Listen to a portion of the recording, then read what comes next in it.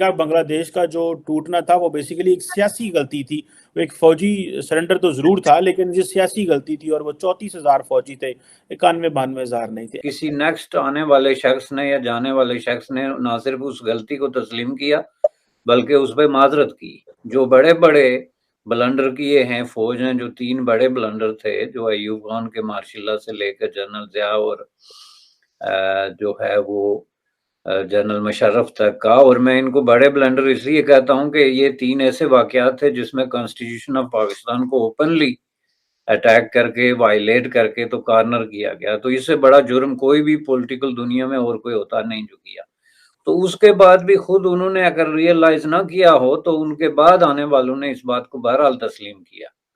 किसी न किसी शक्ल में कि ये बहुत बड़ी गलती थी और इस तरह की गलती नहीं होनी चाहिए।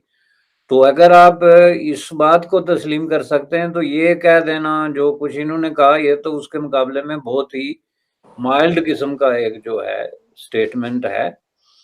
मैं इसको इस नज़र से देखता हूँ। रहा सवाल बांग्लादेश का, तो जाहिर है बांग्लादेश पे इस बात पे किसी को कोई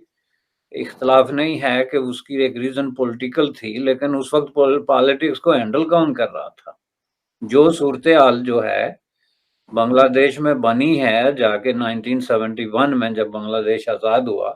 तो उससे पहले के जो 3-4 साल हैं, उन 3-4 सालों के अंदर जो कुछ पाकिस्तान में होता रहा, जिस तरह के हालात उस वक्त वहां पे मौजूद थे, जिस तरह का रजीम उस वक्त इन प्लेस था, उस सारे की मौजूदगी में ये कहना कि ये कोई सियासी गलती थी, तो मैं समझता हूँ कि ये हकायक से जो है वो मुंह चुराने के मुतरादिफ है। चूंकि उस वक्त जो है वो मुकम्मल कंट्रोल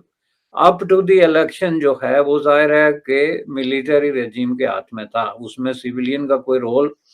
तो था नहीं। 1958 से लेके 59 60 से लेके 70 तक का ये सारा अरसा जो है, इसमें आप देखें तो इसमें तो किसी तरह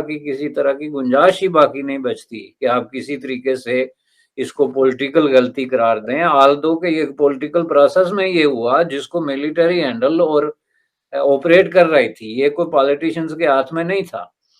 तो इसको अगर आप पीछे जाके देखें, हम सब इसको इस पे इत्फाक करते हैं कि जो कुछ बांग्लादेश में हुआ था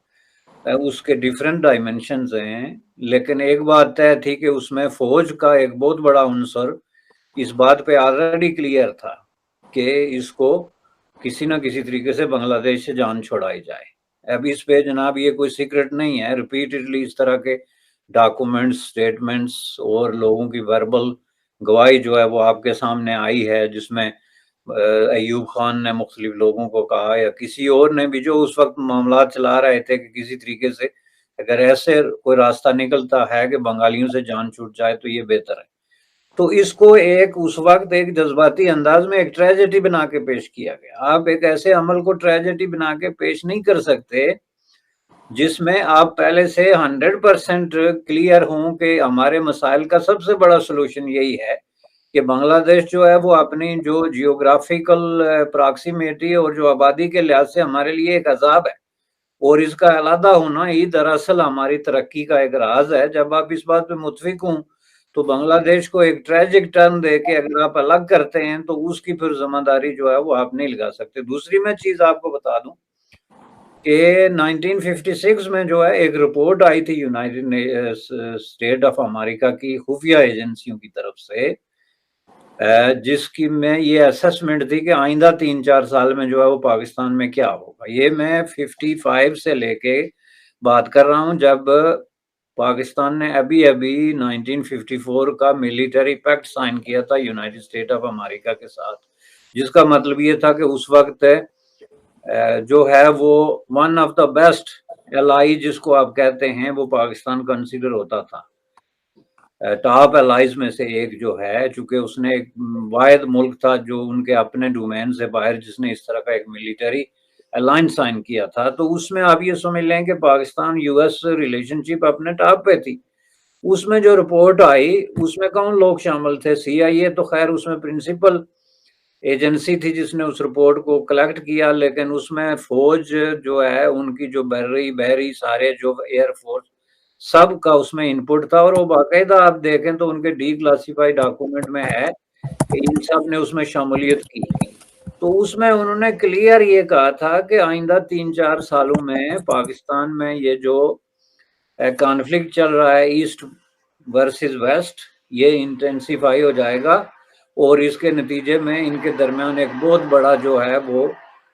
ایک رفٹ آئے گی، جس کے نتیجے میں بنگلہ دیش جو ہے وہ الگ ہو سکتا ہے۔ تو ظاہر ہے کہ وہ رپورٹ جو ہے وہ اس وقت ایوب خان کے ساتھ شیئر کی گئی، اور اس وقت چونکہ پاکستان اور امریکہ جو ہے وہ انٹیلیجنس رپورٹ شیئر کرتے تھے، اس لیے کہ اس وقت ان کے درمیان جو الائنس تھا وہ اسی بنیاد پہ تھا، انٹیلیجنس شیئرنگ کا، ملٹری ایڈ کا، فائنینشیل ایڈ کا، ہر چیز کا۔ تو اس حساب سے اگر یہ دیکھیں تو یہ کوئی اچانک کوئی حادثہ نہیں ہو گیا تھا بنگلہ دیش کا، کہ جس کی وجہ سے ہم پالیٹیشنز کو ایک طریقے سے جو ہے وہ ذمہ دار قرار دے کے تو ڈسمس کر دیں اور اپنے جو ہے وہ ذمہ داری سے وہ کریں۔ تو اس لیے میں سمجھتا ہوں کہ اس بات پہ جو ہے انہوں نے جو کیا۔ تیسرا جو انہوں نے کہا جی کہ جو انڈین ملٹری انوالو ہوتی ہے ہیومن رائٹس میں تو ہمارے خلاف زیادہ شور پڑا، یہ بالکل یہ بات حقیقت کے خلاف ہے۔ اگر آپ 90s سے لے کے تو Indian newspaper as well as international جو انگریزی نیوز پیپر ہیں، جس میں واشنگٹن پوسٹ اور جو ہے نیو یارک ٹائمز سے لے کے ٹائمز آف انڈیا اور ہندوستان ٹائمز، یہ 4 اخبار میں آپ کو پورے دعوے سے کہتا ہوں کہ 89 سے لے کے تو 90 کی پوری دہائی کے آپ نکال کے دیکھیں تو سب سے زیادہ خبریں جو آپ کو ملیں گی ہیومن رائٹس وائلیشن کے حوالے سے، وہ کشمیر کے حوالے سے انڈین ملٹری جو آپریشنز یا ریڈز یا جو بھی ان کی وہاں پہ حرکات و سکنات تھی اس کی بنیاد پہ۔ وہ نہ صرف یہ کہ انٹرنیشنلی، میں نے خود انڈین نیوز پیپرز کی بھی آپ کو بات بتائی ہے، جس میں ہندوستان ٹائمز اور ٹائمز آف انڈیا کے علاوہ آپ کشمیر ٹائمز ایک بہت بڑا پیپر ہوتا تھا، اب تھوڑا کم ہو گیا، اس کے بھی فائلیں نکال کے دیکھیں۔ تو یہ بات بالکل کمپیریزن نہیں ہے۔ اس کے مقابلے میں پاکستان ملٹری کی حوالے سے جو اس کی ہیومن رائٹس وائلیشن میں انوالومنٹ ہے، جس کو خود پاکستان کے جوڈیشری نے، پاکستان ہیومن رائٹس کمیشن نے، پاکستان کے میڈیا نے اور خود ملٹری باسز نے بھی تسلیم کیا ہے، اسپیسیفکلی جو بلوچستان کے حوالے سے یا پختونخوا کے حوالے سے ہوئی ہیں، لیکن اس کے بارے میں کتنی رپورٹیں آئی ہیں انٹرنیشنل نیوز پیپرز میں، واشنگٹن پوسٹ میں یا نیو یارک ٹائمز میں۔ دوستو، پاکستان میں نئے آرمی چیف کا اعلان ہو گیا ہے۔ جنرل قمر جاوید باجوہ کی جگہ جنرل اسیم منیر پاکستان کے نئے آرمی چیف ہوں گے۔ پاکستان سرکار میں منتری مریم اورنگزیب نے یہ جانکاری دی ہے۔ مریم اورنگزیب نے بتایا کہ پاکستان کے پی ایم شہباز شریف نے جنرل شاہر شمشاد مرزا کو chairman of the joint chief of staff اور لیفٹیننٹ جنرل سید اسیم منیر کو آرمی چیف نیوکت کرنے کا فیصلہ کیا ہے۔ دوستو، پاکستان کے موجودہ army chief general Qamar Javed Bajwa 2016 میں پاکستان کے آرمی چیف بنے تھے۔ ان کا پہلا کاریکال 29 نومبر 2019 کو ختم ہو گیا تھا، حالانکہ بعد میں انہیں 3 سال کا ایکسٹینشن ملا تھا۔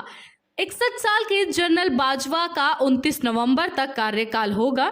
حالانکہ اس سے پہلے پاکستان کے نئے آرمی چیف کا اعلان ہو گیا ہے۔ دوستو، پاکستان میں چیف آف اسٹاف کمیٹی کے ادھیکش کے پاس سشستر بلوں کے پدامنکار کا ادھیکار ہوتا ہے، لیکن سینکوں کی تعیناتی، نیوکتیوں اور استھانترن سہت پرمکھ شکتیاں تھل سینا ادھیکش کے پاس ہوتی ہے۔ اس کارن ہی اس کرسی پر بیٹھنے والا شخص سینا میں سب سے شکتیشالی بن جاتا ہے۔ بتا دیں کہ پاکستان کو آزاد ہوئے قریب 75 سال ہو گئے ہیں اور اس میں سے آدھے سمے دیش پر سینا کا ہی شاسن رہا۔ تو دوستو، اس رپورٹ میں فی الحال اتنا ہی۔ آپ ہمارے ساتھ دیکھتے رہیے انڈیا ویب نیوز۔